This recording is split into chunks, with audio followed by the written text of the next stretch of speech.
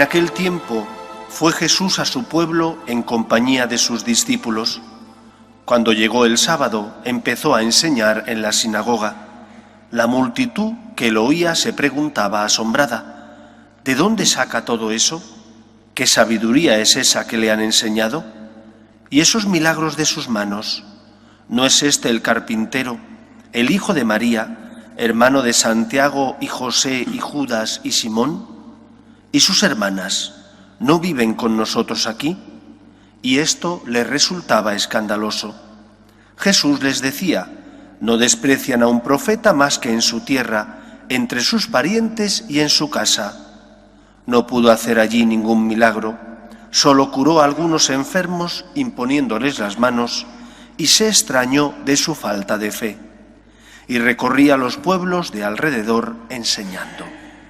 Palabra del Señor. Gloria a ti, Señor Jesús.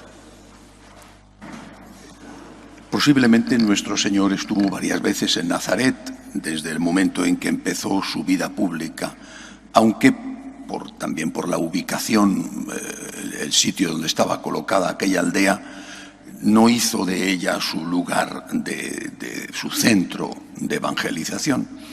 Eso lo estableció en un sitio que no está muy lejos, en Cafarnaúm, a la orilla del lago, que era un cruce de caminos, estaba cerca de la frontera que iba ya a la zona de Siria.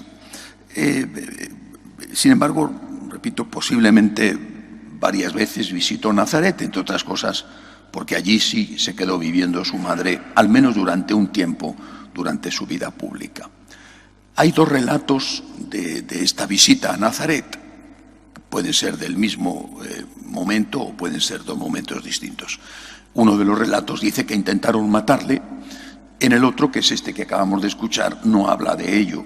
Es decir, pueden ser dos visitas diferentes. Pero en los dos relatos la cosa va mal. En uno va muy mal, intentan matarle, y en el otro simplemente Jesús, como acabamos de escuchar, se siente rechazado por sus vecinos. Es interesante que termina, o prácticamente termina, el fragmento que hemos oído hoy del Evangelio diciendo que Jesús estaba sorprendido de la actitud de sus vecinos. Primero, Nazaret era una aldea pequeña. Esto para empezar. No hay un censo de la aldea, pero por los restos arqueológicos que hay, era una aldea pequeña en una colina donde una parte de las casas, posiblemente todas, eran medio rupestres, es decir, la mitad de la casa estaba en una cueva y la otra mitad de la casa estaba construida delante de la cueva. Posiblemente dentro de la cueva estarían los dormitorios y fuera de la cueva estaría, en la casa parte construida, estaría la cocina para salida de humos, el sitio donde se hacía la vida. Era una aldea pequeña, no muchos habitantes y una parte importante de ellos familiares. No todos familiares, obviamente, pero sí un sector.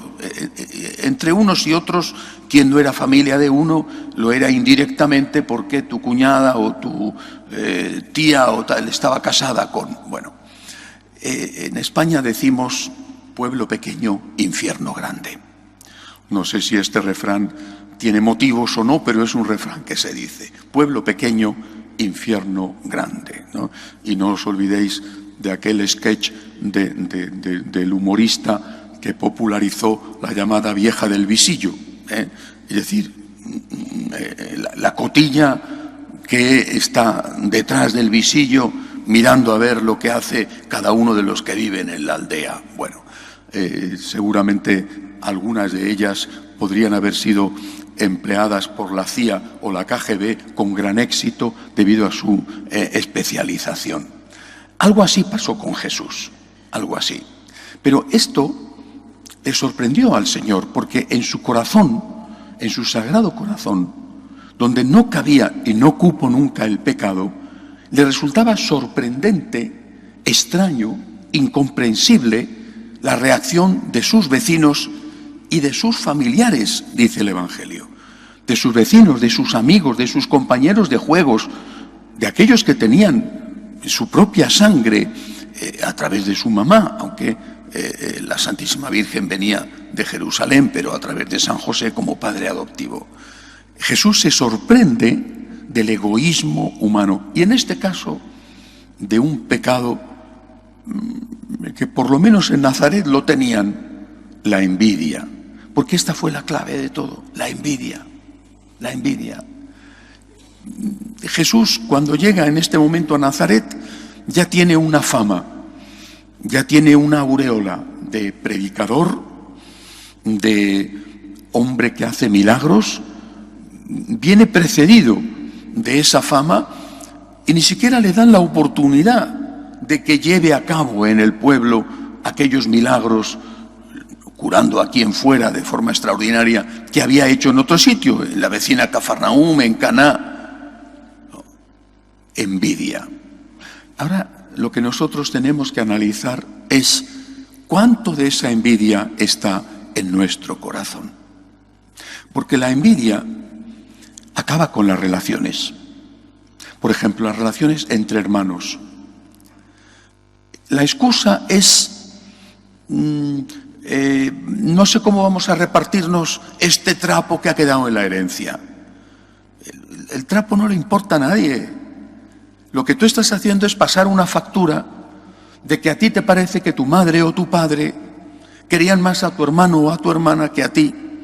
Y ahora estás despachando viejas facturas, haciendo de una tontería una excusa para vengarte de eso que, según tú, no te fue dado con justicia, porque al final lo que hay es un problema que viene incluso desde la infancia.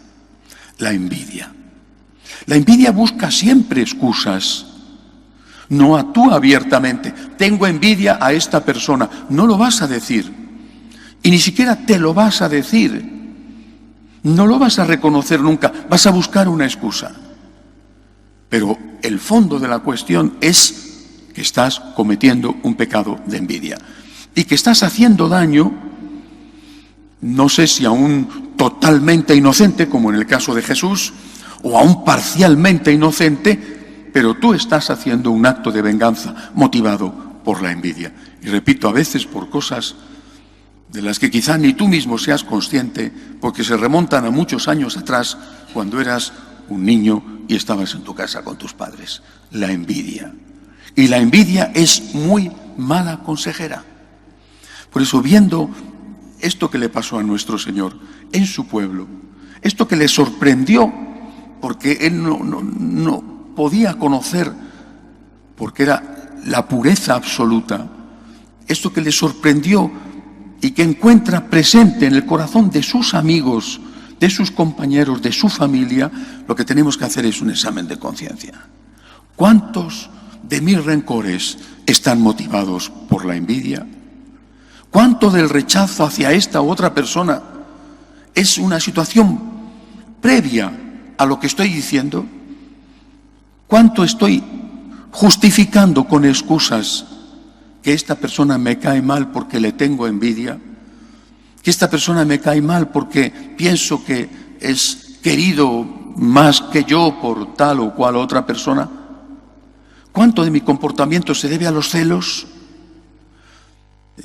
Seguramente si fuéramos más honestos con nosotros mismos, si reconociéramos cuál es la causa de nuestros rechazos, de nuestro rencor y a veces de nuestras malas acciones, al menos tendríamos un poco de sentimiento de culpa. Es posible también que esto lo identifiquemos perfectamente con los demás, ¿eh? Es decir, que podamos señalar con el dedo y decir, pues sí, mira, mi hermano o este amigo o esta persona o este religioso o este compañero de comunidad, este párroco, este vicario, bien, quien sea, está actuando por envidia. Somos bastante listos para descubrir este pecado en el comportamiento ajeno. Lo que tenemos que hacer es mirar si este pecado es también parte de nuestro comportamiento. Intentemos entrar en el corazón de Jesús, ese corazón inmaculado que veía las cosas al margen de la acepción de personas. Esto está mal, esto está bien, está mal o está bien, pero no, esto me parece mal porque quiero pasarle a esta persona una factura por algo que incluso posiblemente él ni ha hecho ni tiene la culpa. Que no nos pase a nosotros como les pasó a los vecinos de Jesús. Tienen a Jesús con ellos y no le saben ver. Vive Jesús con ellos y no le saben descubrir, porque la envidia actuó de muy mala consejera. Que así sea. De pie, por favor.